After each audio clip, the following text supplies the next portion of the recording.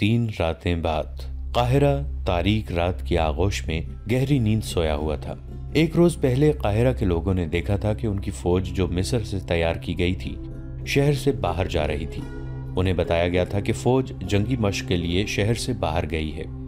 نیل کے کنارے جہاں ریتلی چٹانیں اور ٹیلے ہیں وہاں دریا اور ٹیلوں کے درمیان فوج نے جا کر خیمے گاڑ دیے تھے۔ فوج پیادہ بھی تھی، سوار بھی۔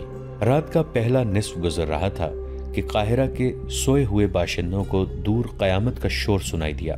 گھوڑوں کے سرپٹ بھاگنے کی آوازیں بھی سنائی دیں۔ سوئے ہوئے لوگ جاگ اٹھے۔ وہ سمجھے کہ فوج جنگی مشق کر رہی ہے، مگر شور قریب آتا اور بلند ہوتا گیا۔ لوگوں نے چھتوں پر چڑھ کر دیکھا۔ آسمان لال سرخ ہو رہا تھا۔ بعض نے دیکھا کہ دور دریائے نیل سے آگ کے شعلے اٹھتے اور تاریک رات کا سینہ چاک کرتے خشکی پر کہیں گرتے تھے۔ پھر شہر میں سینکڑوں سرپٹ دوڑتے گھوڑوں کے ٹاپو سنائی دیے۔ شہر والوں کو ابھی معلوم نہیں تھا کہ یہ جنگی مشق نہیں، باقاعدہ جنگ ہے، اور جو آگ لگی ہوئی ہے اس میں سوڈانی لشکر کا خاصا بڑا حصہ زندہ جل رہا ہے۔ یہ سلطان صلاح الدین ایوبی کی ایک بے مثال چال تھی۔ انہوں نے دارالحکومت میں مقیم قلیل فوج کو دریائے نیل اور ریتلے ٹیلوں کے درمیان وسیع میدان میں خیمہ زن کر دیا تھا۔ علی بن سفیان نے اپنے فن کا مظاہرہ کیا تھا۔ اس نے سورانی لشکر میں اپنے آدمی بھیج کر بغاوت کی آگ بھڑکا دی تھی اور اس کے کمانداروں سے یہ فیصلہ کروا لیا تھا کہ رات کو جب سلطان کی فوج گہری نیند سوئی ہوئی ہوگی اس پر سوڈانی فوج حملہ کر دے گی اور صبح تک ایک ایک سپاہی کا صفایا کر کے دارالحکومت پر بے خوف و خطر قابض ہو جائے گی اور سوڈانی فوج کا دوسرا حصہ بحیرہ روم کے ساحل پر مقیم فوج پر حملہ کرنے کے لیے روانہ کر دیا جائے گا۔ اس فیصلے اور منصوبے کے مطابق سوڈانی فوج کا ایک حصہ نہایت خفیہ طریقے سے رات کو بحیرہ روم کے محاذ کی طرف روانہ کر دیا گیا اور دوسرا حصہ دریائے نیل کے کنارے خیمہ زن فوج پر ٹوٹ پڑا۔ اس فوج نے سیلاب کی طرح 1 میل وسعت میں پھیلی ہوئی خیمہ گاہ پر ہلہ بول دیا اور بہت ہی تیزی سے اس علاقے میں پھیل گئی۔ اچانک خیموں پر آگ کے تیر اور تیل میں بھیگے ہوئے کپڑوں کے جلتے گولے برسنے لگے۔ نیل بھی آگ برسانے لگا۔ خیموں کو آگ لگ گئی اور شعلے آسمان تک پہنچنے لگے۔ سوڈانی فوج کو خیموں میں سلطان ایوبی کی فوج کا کوئی سپاہی نہ ملا، نہ گھوڑا نہ کوئی سوار۔ اس فوج کو وہاں تمام خیمے خالی ملے، کوئی مقابلے کے لیے نہ اٹھا اور اچانک آگ ہی آگ پھیل گئی۔ انہیں معلوم نہ تھا کہ سلطان ایوبی نے رات کے پچھلے پہر خیموں سے اپنے فوجی نکال کر ریتلے ٹیلوں کے پیچھے چھپا دیے تھے اور خیموں میں خشک گھاس کے ڈھیر لگوا دیے تھے۔ خیموں پر اور اندر بھی تیل چھڑک دیا گیا تھا۔ اس نے کشتیوں میں چھوٹی منجنیقیں رکھوا کر شام کے بعد ضرورت کی جگہ بھجوا دی تھی۔ چوں ہی سوڈانی فوج خیمہ گاہ میں آئی، سلطان کی چھپی ہوئی فوج نے آگ والے تیر اور نیل سے کشتیوں میں رکھی ہوئی منجنیقوں نے آگ کے گولے پھینکنے شروع کر دیے۔ خیموں کو آگ لگی تو گھاس اور تیل نے وہاں دوزخ کا منظر بنا دیا۔ سوڈانیوں کے گھوڑے اپنے پیادہ سپاہیوں کو روندنے لگے۔ سپاہیوں کے لیے آگ سے نکلنا ناممکن ہو گیا۔ چیخوں نے آسمان کا جگر چاک کر دیا۔ اس قدر آگ نے رات کو دن بنا دیا۔ سلطان ایوبی کی مٹھی بھر فوج نے آگ میں جلتے سوڈانیوں کی فوج کو گھیرے میں لے لیا۔ جو آگ سے بچ کر نکلنا چاہتے تھے وہ تیروں کا نشانہ بن جاتے۔ جو فوج بچ گئی وہ بھاگ نکلی۔ ادھر سوڈانیوں کی جو فوج محاذ کی طرف سلطان کی فوج پر حملہ کرنے جا رہی تھی اس کا بھی صلاح الدین ایوبی نے انتظام کر رکھا تھا۔ چند ایک دستے گھات لگائے بیٹھے تھے۔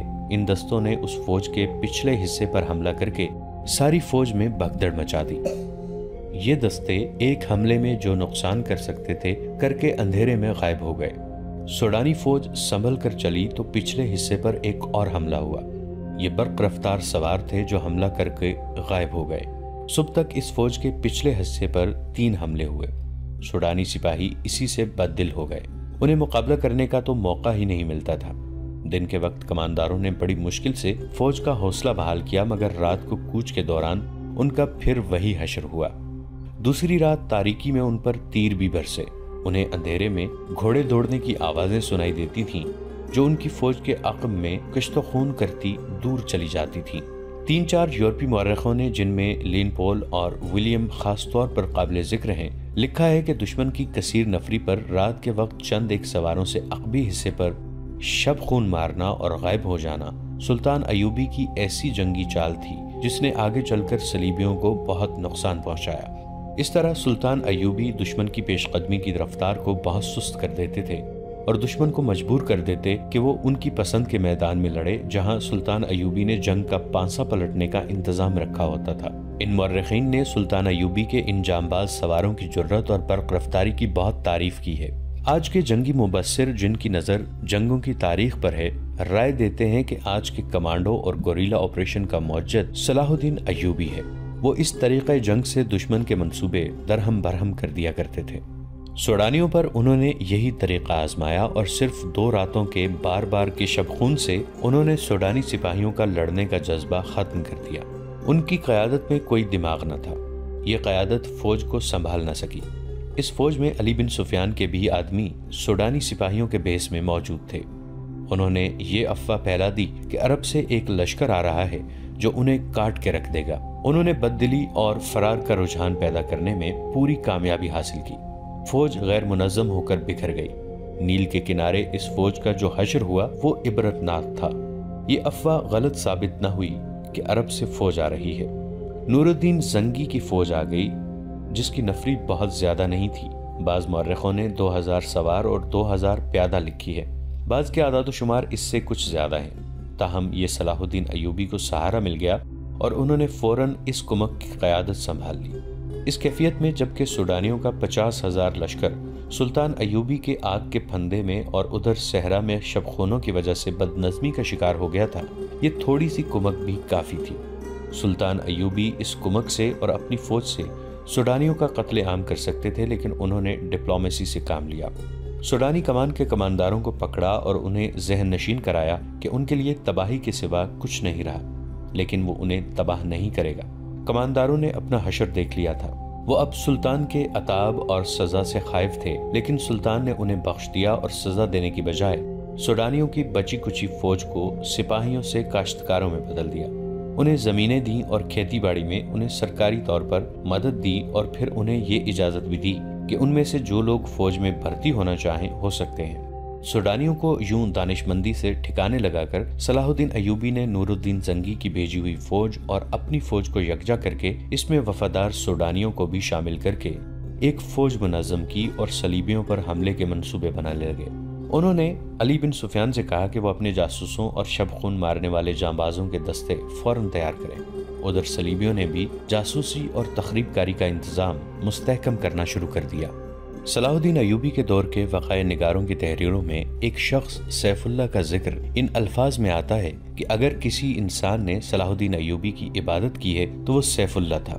سلطان ایوبی کے گہرے دوست اور دست راست بہاؤالدین شداد کی اس ڈائری میں جو آج بھی عربی زبان میں محفوظ ہے، سیف اللہ کا ذکر ذرا تفصیل سے ملتا ہے۔ یہ شخص جس کا نام کسی باقاعدہ تاریخ میں نہیں ملتا، صلاح الدین ایوبی کی وفات کے بعد 13 سال زندہ رہا۔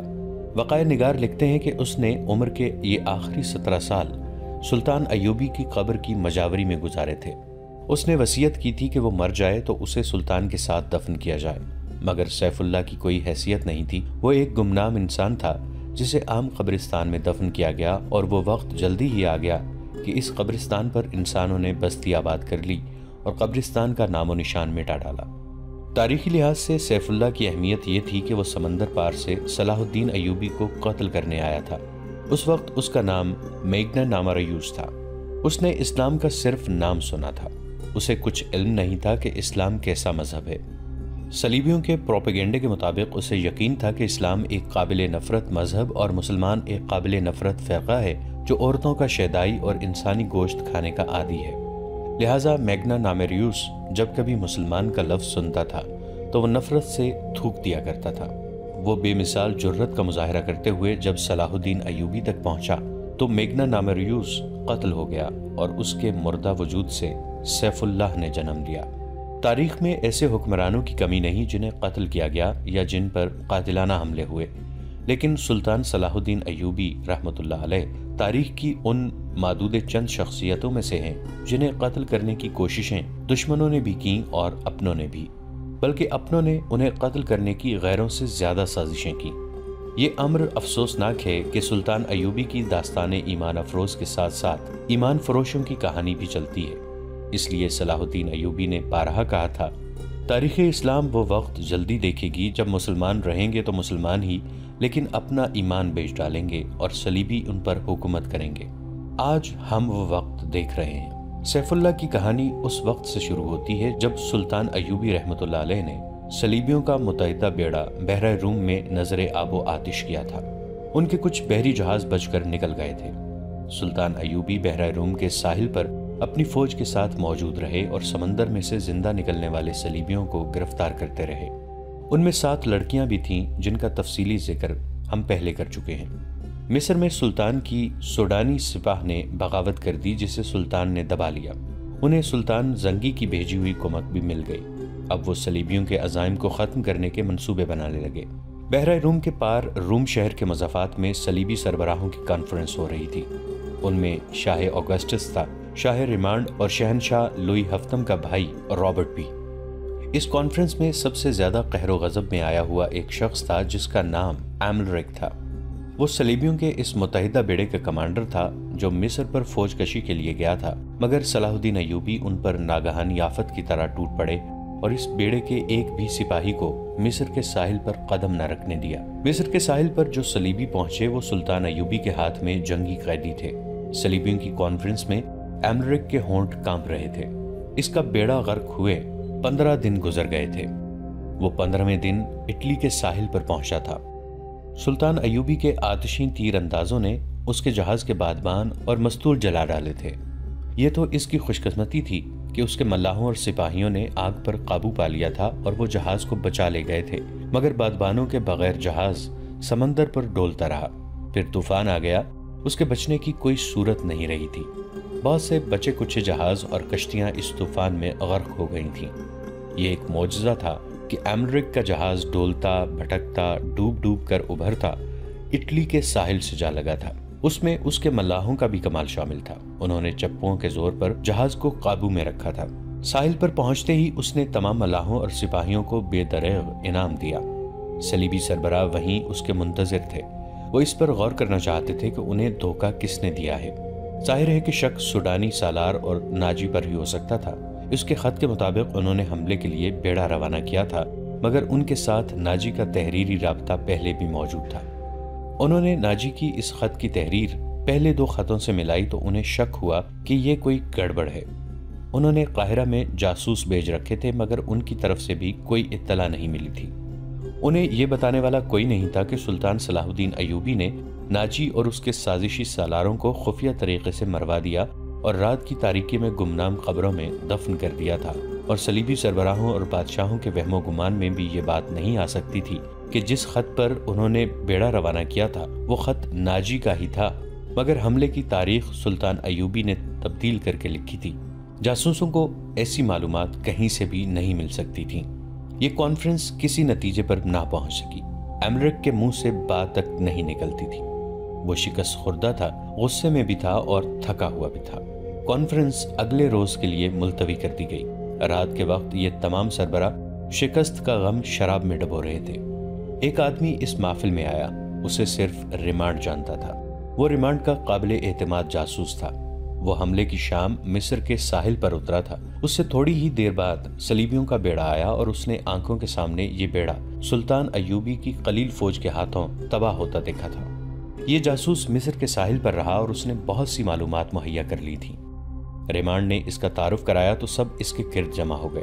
اس جاسوس کو معلوم تھا کہ صلیبی سربراہوں نے سلطان ایوبی کو قتل کرانے کے لیے رابن نام کا ایک ماہر جاسوس سمندر پار بھیجا تھا، اور اس کی مدد کے لیے 5 آدمی اور 7 جوان اور خوبصورت لڑکیاں بھیجی گئی تھیں۔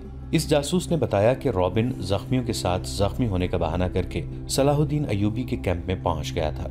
اس کے 5 آدمی تاجروں کے بھیس میں تھے۔ ان میں کرسٹوفر نام کے ایک آدمی نے ایوبی پر تیر چلایا، مگر تیر خطا گیا۔ 5 آدمی پکڑے گئے اور 7 لڑکیاں بھی پکڑی گئیں۔ انہوں نے کہانی تو اچھی گھڑ لی تھی۔ سلطان ایوبی نے لڑکیوں کو پناہ میں لے لیا اور 5 آدمیوں کو چھوڑ دیا، مگر ایوبی کا ایک ماہر سراغ رساں جس کا نام علی بن سفیان ہے اچانک آ گیا اور اس نے سب کو گرفتار کر لیا اور 5 میں سے ایک آدمی کو سب کے سامنے قتل کرا کے دوسروں سے اقبال جرم کروا لیا۔ جاسوس نے کہا، میں نے اپنے متعلق بتایا تھا کہ میں ڈاکٹر ہوں، اس لیے سلطان نے مجھے زخمیوں کی مرہم پٹی کی ڈیوٹی دے رکھی تھی۔ वहीं मुझे ये इत्तला मिली कि सूडानियों ने बगावत की थी जो दबा ली गई है और सूडानी अफसरों और लीडरों को अयूबी ने गिरफ्तार कर लिया है। रॉबिन 4 आदमी और 6 लड़कियां अयूबी की कैद में हैं, लेकिन अभी तक साहिल पर है। 7वीं लड़की जो सबसे ज्यादा होशियार है लापता है। उसका नाम मोबिता अरतलास है, मोबी कहलाती है। अयूब भी कैंप में नहीं है और उसका सुराग रसा अली बिन सुफियान भी वहां नहीं है। मैं बड़ी मुश्किल से निकल कर आया हूँ। बड़ी ज्यादा उजरत पर तेज रफ्तार कश्ती मिल गई थी। मैं ये खबर देने आया हूँ कि रॉबिन, उसके आदमी और लड़कियां मौत के खतरे में हैं। मर्दों का हमें फिक्र नहीं करना चाहिए, लड़कियों को बचाना लाजमी है। आप जानते हैं कि सब जवान हैं और चुनी हुई खूबसूरत हैं। मुसलमान इनका जो हाल कर रहे होंगे उसका तसव्वुर आप कर सकते हैं। हमें ये कुर्बानी देनी पड़ेगी, शाह ऑगस्टस ने कहा। अगर मुझे यकीन दिलाया जाए कि लड़कियों को जान से मार दिया जाएगा तो मैं ये कुर्बानी देने के लिए तैयार हूँ, रेमांड ने कहा। मगर ऐसा नहीं होगा कि मुसलमान उनके साथ वहशियों का सलूक कर रहे होंगे। लड़कियां हम पर लानत भेज रही होंगी। मैं उन्हें बचाने की कोशिश करूंगा। ये भी हो सकता है, रॉबर्ट ने कहा, कि मुसलमान इन लड़कियों के साथ अच्छा सलूक करके हमारे खिलाफ जासूसी के लिए इस्तेमाल करने लगे। बहरहाल हमारा ये फर्ज है कि उन्हें कैद से आज़ाद करें। मैं इसके लिए अपना आधा खजाना खर्च करने के लिए तैयार हूँ। ये लड़कियां सिर्फ इसलिए कीमती नहीं कि ये लड़कियां हैं, जासूस ने कहा।